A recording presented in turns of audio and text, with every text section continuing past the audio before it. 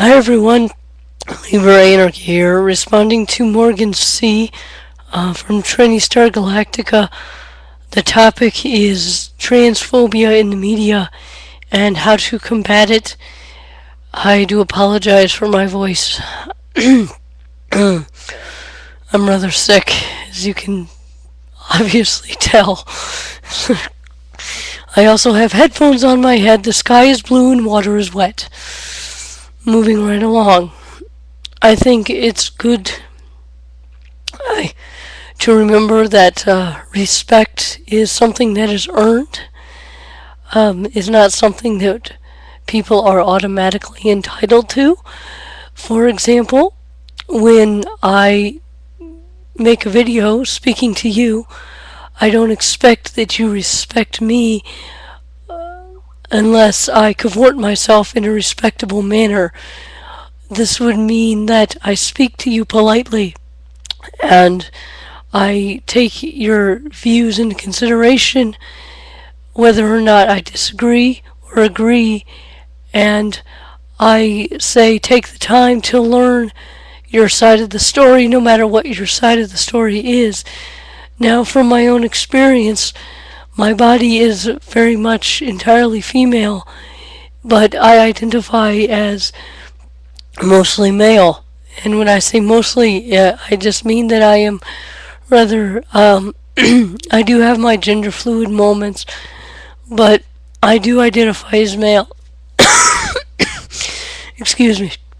So, now, if I make YouTube videos, for example, where I am ranting and raving and screaming at people and spewing venom and vitriol, then what am I accomplishing? Even though it would not be fair for people to judge the entire trans community by the behavior of one person, people unfortunately will. And people certainly would have every right to judge me as a person who is venomous and vitriolic and has a foul temper. Why wouldn't they? So having said that, now I believe that you, in your video, are cavorting yourself in a very respectable manner. So I am not criticizing you or anyone else on the Star Galactica channel. I'm saying this because I personally would like to warn against a tit-for-tat approach. I think boycotts are very good. I think writing letters to certain media outlets, or perhaps to certain bloggers, or anyone in media, or perhaps writing letters to a radio station that hosts a transphobic person, or a radio station, or excuse me, a TV network that has a very transphobic or even homophobic type person. Yes, letters are a good thing, and keep the letters respectful and respectable. Otherwise, what's it going to accomplish? We end up then looking like the freaks. We end up looking like raving lunatics. It's not fair, and the anger is understandable, and I think in many cases justified. However, it does no good just to spew anger. And I know this is definitely not what Star Galactica is about, but I understand that there are certainly some LGBT people who are rather enraged at being portrayed and stereotyped in ways that just aren't true. Of course, I'm an individual and want to be seen as an individual. I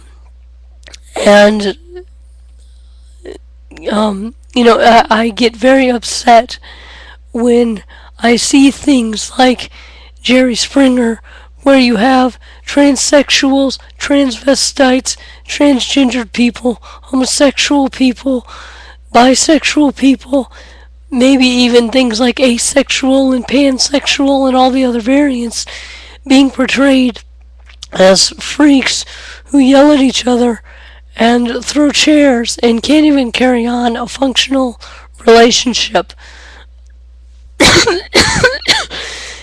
this makes it more difficult for me to make my case to say people who are not accepting, like my own mother, because I'm battling this constant stream of garbage. Why wouldn't people view us as freaks if that's all they see? So I understand the anger at battling a media that basically gives people the repeated message that you and I are just freaks, you and I can't hold a job, you and I can't carry on a functional relationship, you and I only want attention. I actually heard somebody saying last night that he thinks transvestites are only doing it to get attention. Perhaps there are some individuals who do it to get attention, but people have all sorts of motives, and believe me, I would not be dressing in a way more accustomed to a male to get attention. I often wear jeans and t-shirts. This is for comfort. I may, for example, one day dress in a suit and tie or something of that nature because it is more comfortable to me. Dresses and feminine clothing, clothing that has been prescribed to the feminine. Excuse me, I'm out of breath. It's very uncomfortable to me. So I'm just dressing to my comfort level. I'm dressing it in a manner that is honest with myself. Now, whether or not others want to get attention, I cannot say. I would venture, however, a guess that many people are not. And the portrayal of trans people in the media is attention-seeking freaks, as prostitutes, as mentally unstable, and so on and so on and so on. Makes it an uphill battle for me if I am to say, hello, I'm a human being. And, I have my own struggles, I have my hobbies, I have character flaws to be sure, just like everyone else. And, excuse me, and I have my good points, and I've held a fair amount of jobs, and I'm college educated, and I would like to think that I am an intelligent human being, reasonably intelligent, and I have my political viewpoints. I support the free market. I oppose drug prohibition. I am very libertarian, and I know why. I support a secular society as opposed to a religious one. I have all sorts of viewpoints. There's more to me than just identifying as male, as feeling like I should have come out with male bits instead of female bits. So it's an uphill battle, so I understand the anger that many people have. Unfortunately, I do not do my cause any service by being angry and by projecting that anger. It's not fair, but that's the truth. So, I would warn people, I would advise people who are expressing any viewpoint, if you want support for your viewpoint, stay away from ad hominem attacks where you're attacking the person instead of their particular viewpoint. Stay away from ranting and stay away from venting. Save that for your personal blog, and save that for your personal channels and so forth. But if you have a cause that is, in this case, trans acceptance, if you have a cause that you are championing, please leave the anger and the venting and the vitriol out of it. Because people are likely then to just point at you and say, you are a freak, you are dysfunctional, you are not responsible, you are not supporting your own viewpoints, you are not informed.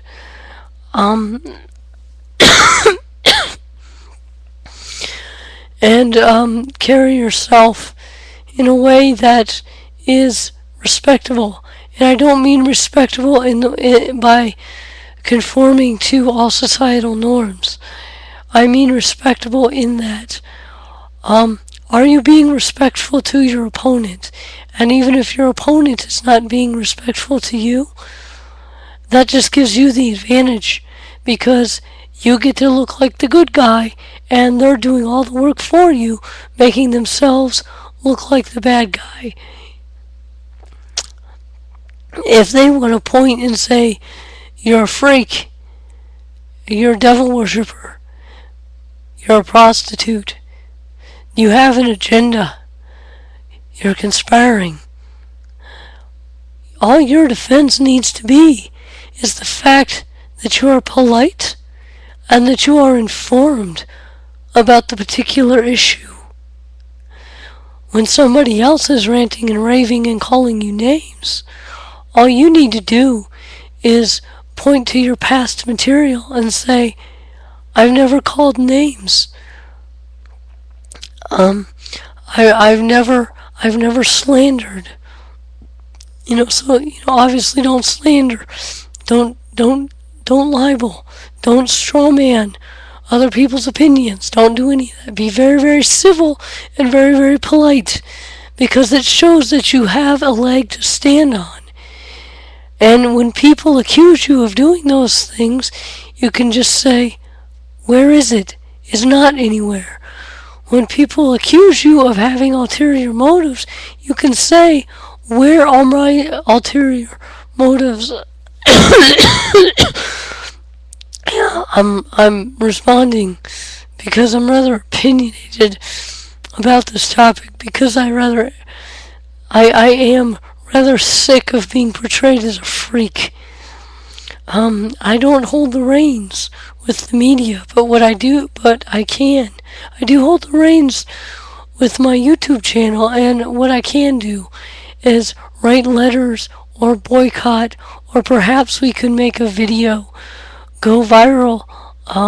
If Coney 2012 and all of the spurious issues that brings up can go viral, then surely to goodness, if we were organized, if the LGBT community were organized, we could say make a video go viral, say regarding anti-gay legislation and signing a petition. There's a group called All Out that does things of that nature as far as signing petitions and making people aware of anti-LGBT legislation. And stick to the facts. Again, I'm not saying that you personally are not sticking to the facts, but stick to the facts, just the facts, ma'am. Because if you're going to infer things about people, then what's going to happen is you have to make your case about those people. But if you're going to argue against, say, specific legislation, then stick to the facts of the legislation. And it's very helpful to bring up, say, sociological studies or predictions about how, say, a certain legislation will affect the market in a certain area, or how certain, affect the economy, how certain legislations are likely to affect, say, young people.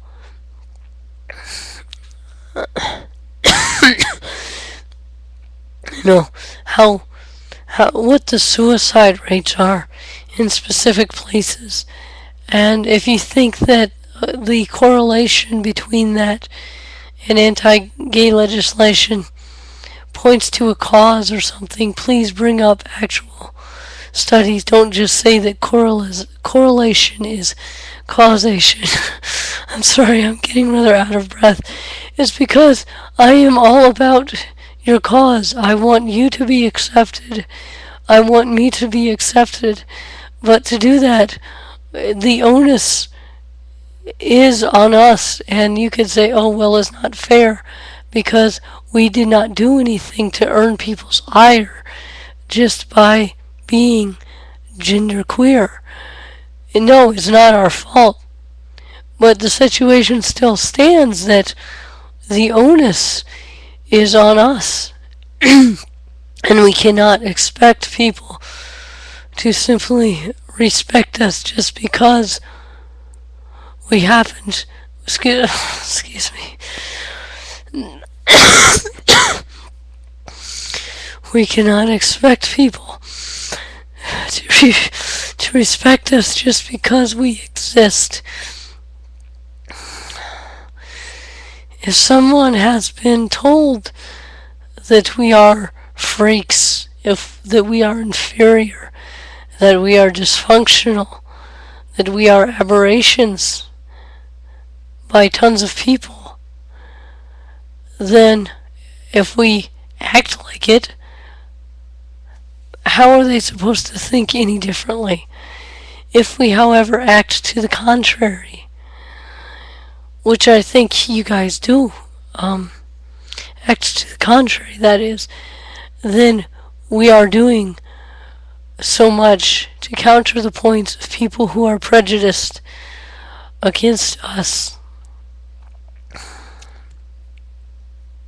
So, thank you very much for listening. And, again, see, I think this is more to Morgan C. on Trinity Star Galactica. And ultimately, my hope is that our society and societies around the world will come to encourage self-honesty and self-acceptance, and will judge people on the content of character rather than on, in this case, gender identity. Okay. And on that note, know thyself.